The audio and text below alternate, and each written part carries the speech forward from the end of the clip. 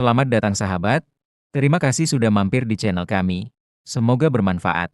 Iya ko Amin. malampi ibaca na may kapalan na. Iya ko makanja igarakan na untuk kesehatan. Iya ko makanja iparingeran na maka akhlaknya akan berubah. Terbedakan ya. Jadi kalau mau pahala banyak kasih panjang bacaan.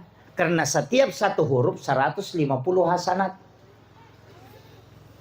Ya.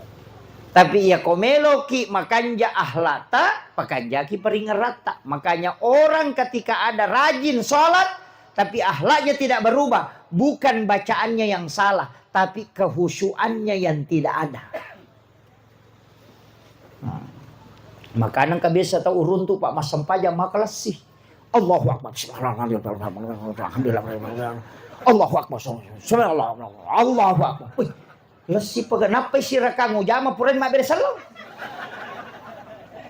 Saya tidak salahkan. Maka nuleng kapura nak gurui. Saya datang pelan-pelan cerita. Tani Kak Kendo ki pole nasa saya dari Pak, dari Jawa. Kalau saya bilang mau kemana, dia bilang saya mau ke Palopo. Saya bilang dulu mondoknya di mana? Dia bilang pernah mondok di Jawa, pernah mondok juga di Makassar katanya.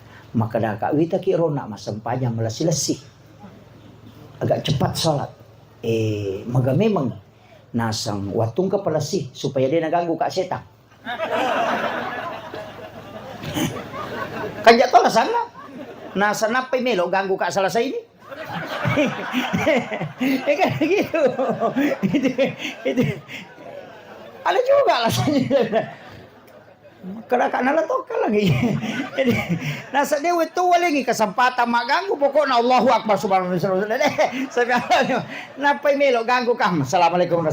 Aga melo mo ganggu selesai na. Saya ketawa juga. Saya bilang ada juga alasannya ini. Maka Kak Nulay itu na napake rumah bala matarawi. Iya, ada juga alasannya. Tapi kita kan tetap pakai tumanina. Tapi bagi dia yang memahami tumanina itu bacaannya. Ketika dia ruku, dia baca subhana rabbiyal azim, itu sudah tumaninanya. Karena yang wajib rukunya bacanya itu sunnah. Saya diam aja karena memang ada ulama yang pakai kaidah itu. Jadi kung kataw aja mo tapat salay pa. Maka naman yan ang kaya no matahi malam pumegi na din ay lo kahan na tapasalin ulit mo patindo ka na to. Iya, enggak usah. Iya. Enggak usah permasalahan. Kita itu memang perlu memahami. Dan sholat ini kan begitu, Pak. Iya. Saya banyak tuh, Pak. Saya itu enggak berani sekali menyalahkan orang. Biasa kong katu tanaimi, maka daka magi nakuro. Saya pernah tanya itu orang yang sholat duhur setelah sholat Jumat. Kan di tarekat Khalwatiyah itu kan begitu, Pak. Maka saya tanya, magi ta sampajaloro na pura ni maju mana? Jawabannya simpel aja tuh Pak. Agan pudanga. Kega yolo sampaja perintah na sampaja Jumat siba sampaja perlu. Maka da kaya yolo sampaja perlu. Imonri ni sampaja Jumat. Maka ketika sholat Jumat datang apakah sholat duhur ini dihilangkan kewajibannya? Dia nabi semete. Karena tidak ada dalil katanya yang mengatakan sholat Jumat datang itu menghapuskan sholat duhur dari Jumat. Kemudian yang kedua, kalau dia sholat Jumat wajib menggantikan sholat duhur, berarti sholat Jumat ini wajib mutlak. Nih sampai Jumat wajib deni jama, ya kubosi dia itu na wajib. Yang kedua musafir tidak wajib. Kemudian yang ketiga orang sakit. Nah ya kok sampai wajib deni jama berarti bukan wajib, itu cuma sunnah. Walaupun dianggap wajib kemudian dihukumi, maka daka wah man jadi masalah. Saya itu kan kadang begitu Pak, tanyakan kemudian pulang cari dalilnya mana hadis. Oh ternyata ini yang dipakai. Itu juga yang dipakai. Makanya na Jumape manasa nama bahasa Indonesia mi pakai tobat. Mabicara ging pakai tobat na yero duan katobat kan duan rakam. Kang 4 rakaat itu sholat Jumat. Khutbahnya 2 rakaat, sholatnya 2 rakaat. Nah yang kumangka tobat kau pakai bicara berarti mas sempaja kau bicara maka mutlak tidak sah. Makanya khutbah harus pakai bahasa Arab. Makanya Imam Abu Hanifah itu pakai bahasa Arab. Makanya LDI itu kan pakai bahasa Arab. Coba cari meski LDI baru masuk sholat Jumat di situ mak bahasa Arab tuh. Pak biasa ke jamaahku nasa, kok rumah Jumat nasa Pak Ustaz mak bahasa Arab mana? Si di mana nasa bicarogi na kalaga nasa assalamualaikum bawang. Apa iya miro na paha? Sa bicarogi nasa assalamualaikum na pa bicarogi. Ya no saya rasa di kau pahang. Sa kakak mo itu assalamualaikum nga basara to. Dia bilang. Jadi memang karena dia menganggap. Tapi kalau kita mau salahkan salah juga kan? Kumaka dia mau mak basara. Kalau kita ambil khatibnya menghadap ke mana? Maka dia mengeluh timur nih. Nah orang sholat kan mesti menghadap ke barat. Jadi kan begitu. Makanya ulama kita dari dulu itu ada perbedaan pendapat, tidak pernah permasalahkan.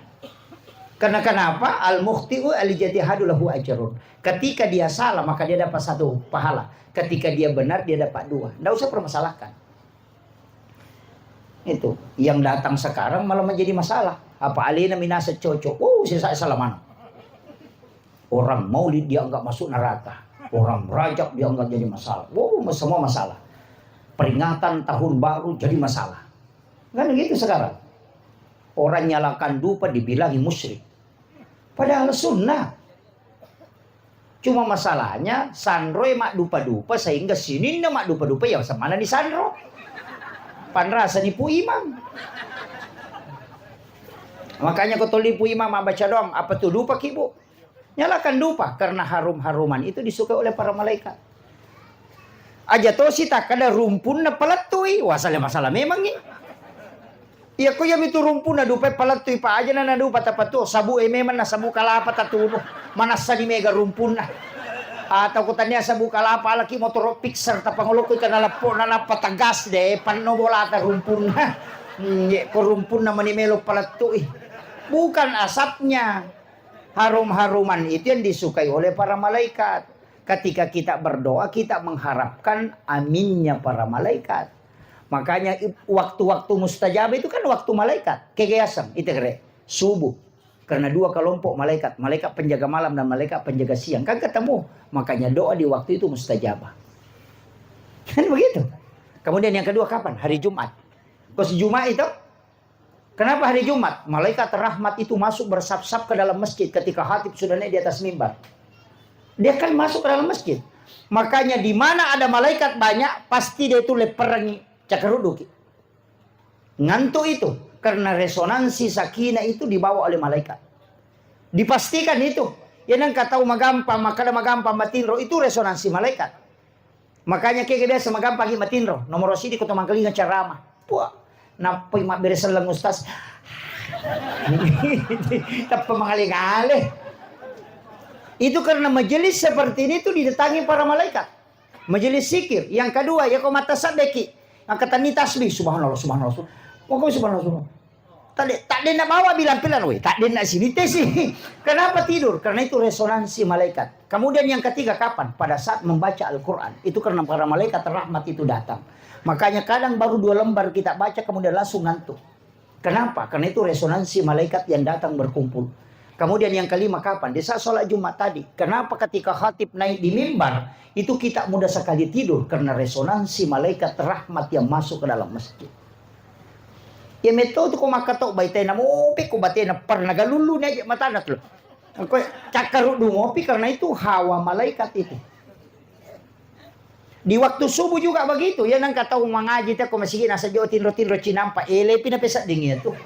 Den. Iya. Kemudian kapan? Di bulan Ramadan. Mudah sekali orang tidur. Kenapa? Karena resonansi malaikat di bulan Ramadan itu. Jadi magampak kok kita nerima malaikat itu magampak Pak. Sebenarnya ulama kita dari dulu itu. Zikir. Magampak sama tinro. Karena memang malaikat datang itu. Itu yang disebut dengan Raudatul Jannah. Taman-taman surga. Sama dengan acara-acara seperti ini Pak Bu, itu didatangi para malaikat. Itu kuncinya. Makanya kong kabola dia namanya matinro matai, mereka bisa tanahnya tuh. Makanya malaikat itu kenapa bisa ketika dia banyak di dalam rumah itu kita mudah tidur. Makanya saya itu Pak kuncinya begitu aja. Sebenarnya agama itu mudah. Mudah, yang penting jangan dipersulit. Makanya saya itu biasa zikir, ya zikir Pak. Nggak usah terlalu banyak kalau tidak mampu. Semampunya dulu. Makanya tadi sholat jangan tinggalkan. Kemudian yang kedua, jangan kurang dari 100 baca istighfar dalam sehari. Karena istighfar itu pasti sampai kepada Allah. Istighfar itu banyak. Astaghfirullahaladzim. Kata astaghfirullahaladzim alladzi la ilaha illa huwal hayyul qayyum wa atubu ilaih. Cuma semua nabi itu punya istighfar. Ada kemana tuh istighfar Nabi? Nabi Adam ada istighfarnya. Apa ada istighfar Nabi Adam? Hah? Tidak ada yang tahu. Rabbana zalamna anfusana wa illam taghfir lana wa tarhamna lanakunanna minal khasirin. Itu istighfarnya Nabi Adam. Ada istighfarnya Nabi Ibrahim. Ada istighfarnya Nabi Zakaria. Ada istighfarnya Nabi Isa. Cuma karena ada juga istighfarnya untuk Rasulullah. Nabi itu disebut Sayyidul Anbiya. Hari yang dihadiahkan kepada Sayyidul Anbiya juga disebut Sayyidul Ayyam. Itu hari Jumat. Istighfar yang diberikan kepada Sayyidul Anbiya juga disebut Sayyidul Istighfar. Jadi itu istighfar Nabi ta Allahumma anta rabbi la ilaha illa anta khalaqtani wa na'buduka wa la'adika wa adika mastata'tu a'udzubika min syarri ma sana'tu abu laka bi ni'matika alayya wa abu laka bi dzambi faghfir li fa innahu la yaghfiru dzunuba illa anta. Tapla nih. Ditapla ieu. Bapak Ibu sekalian, saya sampaikan, hafal ini baik-baik. Tapla ieu. Kalau tidak ada doa yang kita tidak bisa hafal, yang lain usahakan Sayyidul Istighfar hafal. Agana sanabita. Tidak ada doa yang diturunkan oleh Allah kepada Nabi dan juga kepada aku. Semua doa yang diturunkan oleh Allah punya kelebihan. Tapi ada satu doa kata Nabi yang diturunkan oleh Allah membuat iblis menangis sampai matanya bengkak. Itu Sayyidul Istighfar. Pak maka dari Nabi disampaikan oleh Allah, ya Muhammad, sampaikan kepada umatmu, siapa yang membaca sekali saja di malam hari kemudian dia meninggal pada malam itu, aku yang menjadi jaminannya, pasti dia di surgaku. Nigi baca akacica kawani namati ya tuwani maka di Allah Ta'ala ya pajami aku surgaku munro Muhammad. Iya ko nabaca cica kosoy namati ya tosoy ya jamin aku surgaku.